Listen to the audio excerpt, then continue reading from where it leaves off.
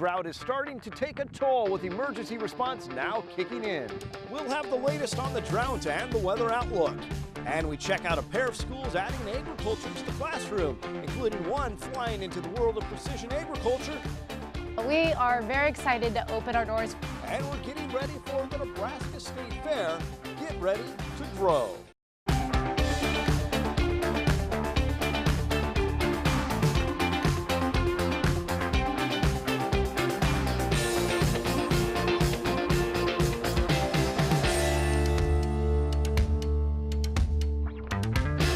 Welcome to Grow. Worsening drought is taking a toll on south central Nebraska, where emergency haying and grazing is now in effect.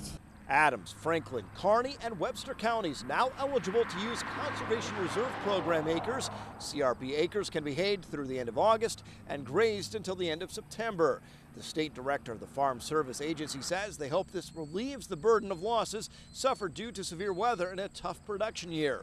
Producers who want to hay or graze CRP acres must sign up and receive approval from their local FSA office. And scientists say July was hot in a record-breaking way.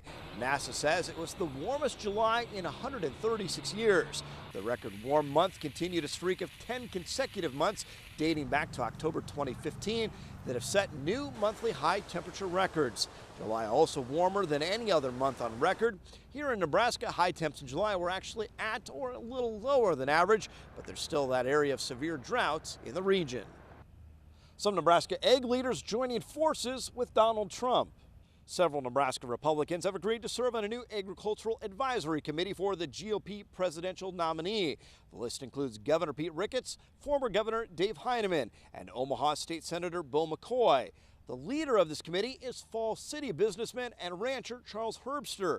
During their first meeting, Herbster says the focus was to make Trump the next president. My focus as chairman of the committee is going to make sure that we get people out to vote all across America, in rural America, in small towns and cities, certainly with agriculture, but not just agriculture, but small business in general. Other topics: regulations, energy, and tax reform. Find out why he says Trump is more egg-friendly than his opponent on our website, Nebraska.tv. Meanwhile, Hillary Clinton has a detailed plan for rural America. Clinton says she would simplify regulations on community banks, making it easier for rural businesses to expand and strengthen USDA grants. She wants to double funding for the Beginning Farmer and Rancher program and says she's focused on key provisions of the Farm Bill, that being the safety net of crop insurance and disaster assistance. Clinton says immigration reform is also necessary to provide a workforce for agriculture and says she would strengthen the renewable fuel standard. And now questions for the Obama administration on ethanol.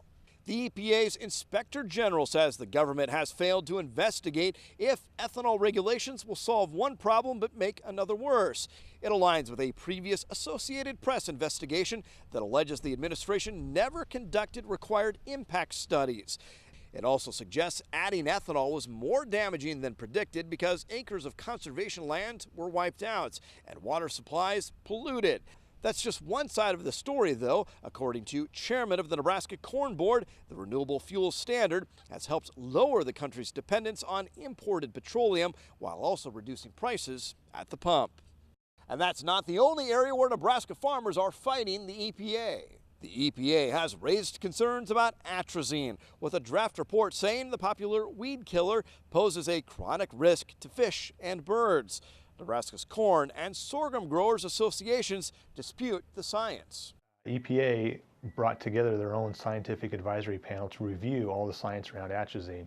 They discredited a lot of the science that EPA put forward to them, but yet EPA is using that science as a basis for this, for their ecological risk assessment. Sorghum and corn growers fear this could essentially create a ban on atrazine and say they're going to fight it, saying it's an important and safe tool. The EPA is currently accepting public comments. Sealing the deal, Taiwan officially agrees to buy $400 million of Nebraska agricultural products. State Ag Director Greg Ibaugh was in Taipei, Taiwan to sign the deal. The Taiwanese will buy wheat, corn, soybeans, distillers grain, beef, and pork. Nebraska Farm Bureau President Steve Nelson also part of that agreement, including Nebraska beef and pork products that have not been included in previous trade deals with Taiwan. They also stressed the importance of biotechnology and METs with commodity groups. The Nebraska Brand Committee is rolling out changes in the wake of a controversial audit. The committee says most of the new initiatives have been in the works before that audit was released. Some of the changes include a committee-wide electronic database and app that provides transactions, getting rid of the need for cash payments, a technology working group that will develop and apply the new tech, a policy and statute group that will oversee policy restructure and reform, plus having investigators work on law enforcement full-time. Students get an eye in the sky with some new precision agriculture technology. NTV's Sarah Kirkley has more. We can put an iPad on here. The first day of school at Donovan Trumbull meant a first look at the school's new drone. Josie Samuelson's animal science class will be among the first to use it. It's what's in the future for agriculture, so it's good to learn it now. Fly the drone out. Ag instructor Dave Johnson says it's attracting elementary age kids to his room to catch a look. We might see kids that weren't even thinking of ag get into ag, and this is the field that if they can use the technology and they can explain it to the farmers and be able to show them how to utilize it, they can set up their own business doing it. Students like Thomas Pfeiffer have already seen drones used on their family farms. It gives us an opportunity to look at fields, especially like stressed areas. But he says he has a lot to learn when it comes to the technology. It's an exciting time. And it's just in that infant stage as far as people getting understanding which ones are the best to use and being able to implement some usage on them. Funding is one of the things. Johnson says a $2,000 grant from Farm Credit Services made it happen at his school, and he hopes to apply for more funds to get a UV camera to better monitor crops the way he believes many farmers will in the future. It's going to give them a little quicker view of things, and they're going to be able to cover a lot more acres in the same amount of time. In the classroom, plant and animal science and ag business management students will get the first shot at the controls, but Johnson hopes to eventually include more classes and departments. And we might do some cooperative work with the science department and doing some crop and soil comparisons. The drone is grounded for now until students can learn more about it in the classroom, but Johnson says he hopes to have them flying over fields and feedlots soon. Another local school incorporating agriculture in the cafeteria. Bertrand Community Schools served Nebraska beef to their students this week. Beef producers will donate the meat to the school. Organizers hope it will help students understand the importance of beef in their diet and how the food is produced, while also adding something kids may be craving in the lunch line. Add more high-quality beef to their diet. And we know that beef is just loaded with protein, gives the kids a lot of energy and just a great foundation upon which to learn their academic studies. So instead of contracting with a government program to buy beef, they'll have fresh local beef to serve students. And as this school year comes to a start, it looks like the crop may be a record breaker. Based off conditions in early August, the state is set to produce 1.76 billion bushels of corn, up 4% from last year, according to the USDA. That's also a record high for the state, and also looking to be a record-breaking year for soybean production, set to reach record high of 310 million bushels. But here in Nebraska, there are some areas that are concerned about a lack of rainfall. The central and southwestern parts of the state remain dry, and that may be affecting dryland crop conditions. The latest USDA crop progress report shows 59% of corn rates good, about a quarter rates fair to poor. Dented was 17% ahead of last year, right around average. Sorghum conditions a little better, 80% of sorghum now headed. Soybeans also on average for setting pods.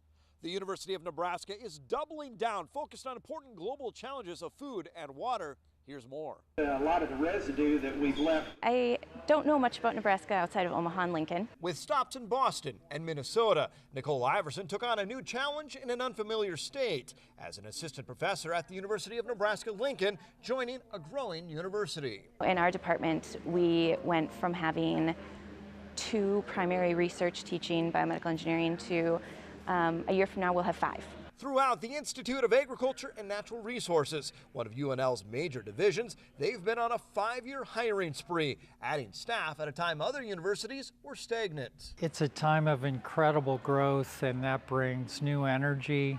By the end of this year, we will have somewhere around 40% of our faculty who are new to the faculty since 2012. Most of those are new positions focused on food and water with the year 2050 in mind.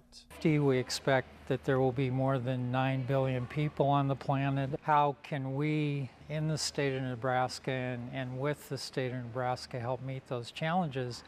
That's the way we're framing the addition of these new faculty. How are you? With such an influx, campus leaders want to make sure new staff members get out into the state their very work affects. Many times for the first time to get out of Lincoln. Today we've got our new exhibits rolled in. They meet co-workers at university posts like Raising Nebraska on what they've dubbed the Rhodes Scholar Tour.